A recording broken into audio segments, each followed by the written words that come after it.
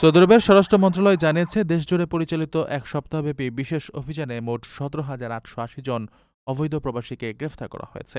১১ December থেকে ১৭ December পর্যন্ত নিরাপত্তা বাহিনী ও সরকারি সংস্থাগুলো যৌথ উদ্যোগে অভিযান চালানো হয়। গ্রেফতারকৃতদের মধ্যে আবাসন আইন লঙ্ঘনকারী ১১,১৯০ জন, সীমান্ত নিরাপত্তা আইন লঙ্ঘনকারী ৩,৮০১ জন এবং শ্রম আইন লঙ্ঘনকারী ২,৮৮৯ জন রয়েছেন।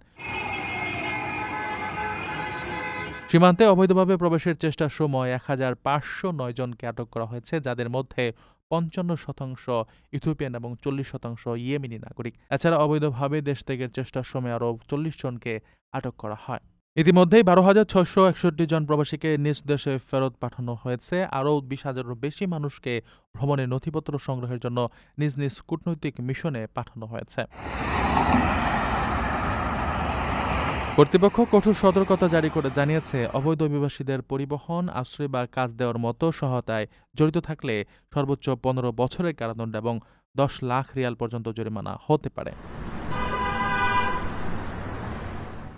প্রবাসীদের জন্য নির্মাণ হচ্ছে দেশের প্রথম স্মার্ট সিটি, যেখানে থাকছে স্কুল, মসজিদ, হাসপাতাল, সুইমিং পুল, হেলিপ্যাড, জিম, পাঠাগার, সুপারমার্কেট, শিশু পার্ক সহ সকল নাগরিক সুবিধা।